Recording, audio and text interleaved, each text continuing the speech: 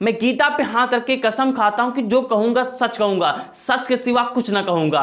मुझे पूरा यकीन है कि आपने ये लाइन कहीं ना कहीं किसी न किसी फिल्म में सुनी या देखी जरूर होगी। लेकिन सवाल ये है कि क्या आज के भी कोर्ट में ये पॉलिसी अलाउ है? तो आपकी जानकारी के लिए बता दें कि आज की अदालतों में ऐसी कोई भी पॉलिसी नहीं है। एक स्टडी के अनुसार भारत में मुगल शासकों ने धार्मिक किताबों पर हाथ रखकर कसम खाने की प्रथा शुरू की थी। मुगल शासक भारत के नागरिकों के वचन पर विश्वास नहीं करते थे, लेकिन वो एक बात पर विश्वास करते थे कि यदि भारत के नागरिक अपने धर्म ग्रंथ पर हाथ रखकर कसम खा ले तो वे कभी झूठ नहीं बोल सकते। भारत में धार्मिक ग्रंथों पर हाथ रख के कसम खाने की प्रथा 1969 में कंप्लीटली समाप्त हो चुकी है। इंडियन फिल्मों में धार्मिक ग्रंथों पर हाथ रखकर कसम खाने की ये जो प्रथा है ओल्ड सिविलाइजेशन से लिया। अगर मैं आपसे पूछूं कि सर्जिकल स्ट्राइक का मास्टरमाइंड कौन है तो आप क्या जवाब देंगे? अगर आपको पता है तो चैट सेक्शन में लिखना ना भूले, अगर नहीं तो लिसन केयरफुली।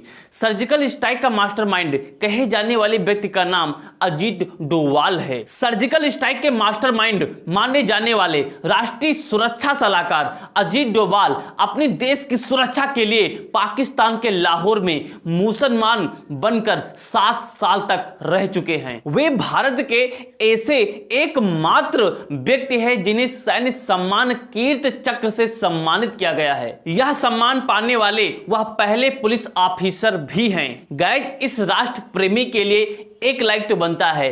अजीत डोभाल जी के बारे में आपकी क्या राय है कि इन्होंने किस प्रकार से सर्जिकल स्ट्राइक में भूमिका निभाई है? कमेंट सेक्शन में लिखना न भूलें तथा इस प्रकार के अमेजिंग फैक्ट पाने के लिए हमारे चैनल को अभी सब्सक्राइब कर लें। यदि आप इंस्टाग्राम पे देख रहे हैं तो वहां हमें फॉलो करना ना भूलें। मिलते हैं नेक्स्ट वीडियो में। फना होने की इजाजत ली नहीं जाती, ये वतन की मोहब्बत है जनाब, पूछकर की नहीं जाती। आज मैं बात करूंगा इंडिया पाकिस्तान वार 1971 की।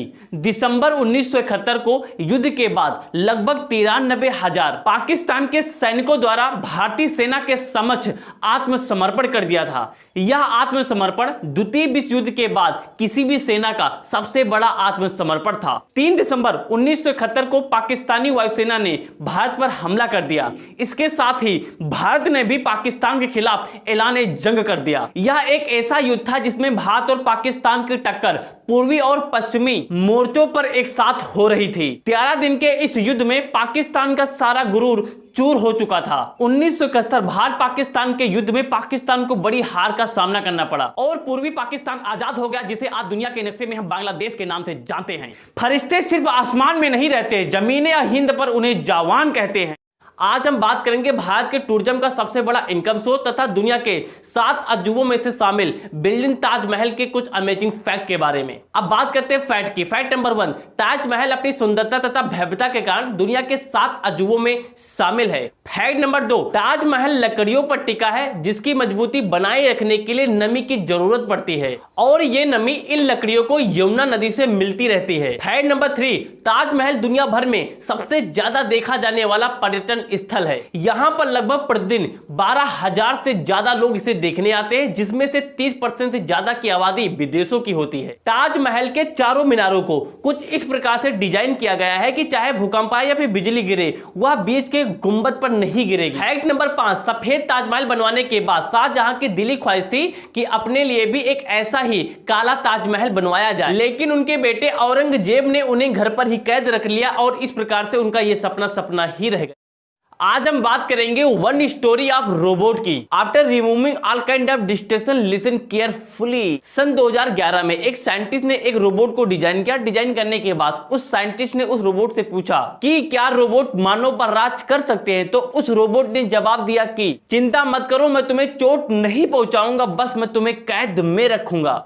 ऐसा कहने के बाद उस साइंटिस्ट ने इमीडिएटली उस रोबोट को नष्ट कर दिया। गाइस, अगर उस साइंटिस्ट का यही नेगेटिव पहलू अगर रोबोट को देखने का होता तो क्या आज हम नए नए रोबोट बना पाते? चैट सेक्शन में बताना ना भूलें। आज मैं आपको साइंस स्टूडेंट्स की कुछ लाइफ की कुछ पोजीशन यानी कि सर्कमस्टेंसेस के बारे में बताऊंगा। दिन रात पढ़ने से भी खत्म नहीं ये कोर्स होता है। परीक्षा में ना हमारे पास कोई चीटिंग का सोर्स होता है। हम साइंस के स्टूडेंट्स हैं साहब, साइंस के। हमारे लिए जीएफ का मतलब ग्रेविटेशनल फोर्स होता है। आपको ओवरऑल ये वीडियो कैसे लगी चैट सेक्शन में बताना ना भूले। मिलते हैं नेक्स्ट वीडियो में, तब तक के लिए जय हिंद।